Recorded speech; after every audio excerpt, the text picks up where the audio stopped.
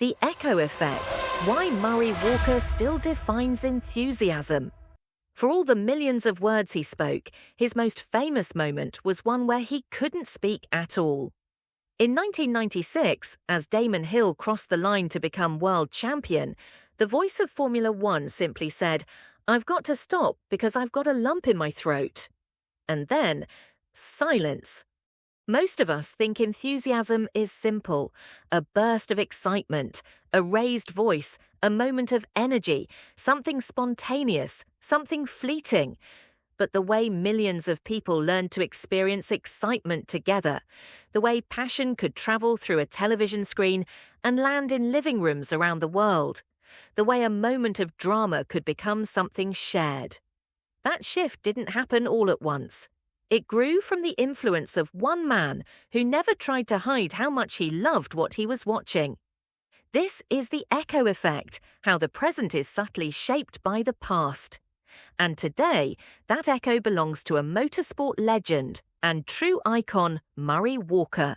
Before Murray Walker, commentary was careful, measured, controlled, detached. Broadcasters were expected to describe events, not react to them. Emotion was restrained, excitement moderated. A commentator's role was to explain what happened, not to feel it. Especially in British broadcasting, professionalism meant distance, calm voices, neutral tone. The story belonged to the event itself. For Murray, that world was familiar. His father, Graham Walker, had been a respected commentator before him, measured, controlled, clear. And Murray began the same way. Careful with his words, structured in his delivery, but something didn't quite fit. Because motorsport was changing, cars were becoming faster, races more dramatic, technology more unpredictable, and the audience watching from home was growing larger every year. Something was missing. People could see the race, but they couldn't yet feel the race. That changed when Murray Walker began to speak. He was the voice that couldn't sit still. Murray Walker didn't commentate sitting down. He stood, always, leaning forward over the microphone like someone watching from the edge of the track. He once explained why. He said he simply couldn't get the same energy into his voice while sitting. So he stood for every broadcast, sometimes for hours. While beside him, co-commentators like James Hunt or later Martin Brundle remained seated, calm, analytical, composed. As Murray loomed forward with restless energy, it gave the commentary box a unique physical tension. Because for Murray Walker, commentary wasn't observation, it was participation. His voice rose. His sentences raced ahead of themselves. Sometimes the words arrived too quickly. Sometimes the facts arrived a moment later. But what audiences heard was something rare, not performance, pure excitement. You weren't just watching the race, you were sharing it with someone who loved it as much as you did. That enthusiasm looked spontaneous, but it had foundations. Before broadcasting, Murray Walker had been a tank commander during the Second World War. The experience demanded discipline, preparation, focus under pressure, and those habits never left him. Walker studied every driver, every team, every technical detail. By the time a race began, his mind carried decades of knowledge about the sport, which explains something important. Murray Walker's famous mistakes, the beloved Murrayisms, weren't caused by ignorance. They happened because his brain was racing to process too much information at once. As he once put it, with half the race gone, there is still half the race to go. And at times, the moment simply moved faster than language. There's nothing wrong with the car, except that it's on fire. He was a walking encyclopedia, trying to keep pace with machines travelling at extraordinary speed. And audiences loved him for it, because the knowledge was real, the enthusiasm was real, and the humanity was real too. For many years, Walker didn't commentate alone. Beside him sat James Hunt. The partnership lasted more than a decade, and it worked perfectly. Hunt was calm, dry, sometimes brutally honest. A former world champion who analysed the race with quiet authority. Walker was the opposite, energetic, excited, overflowing with emotion. Together they created something unique, the expert and the enthusiast, the analysis and the adrenaline. Hunt explained the race. Walker made you feel it, and the contrast only amplified Murray's passion. For generations of fans, Formula One didn't just look a certain way, it sounded a certain way.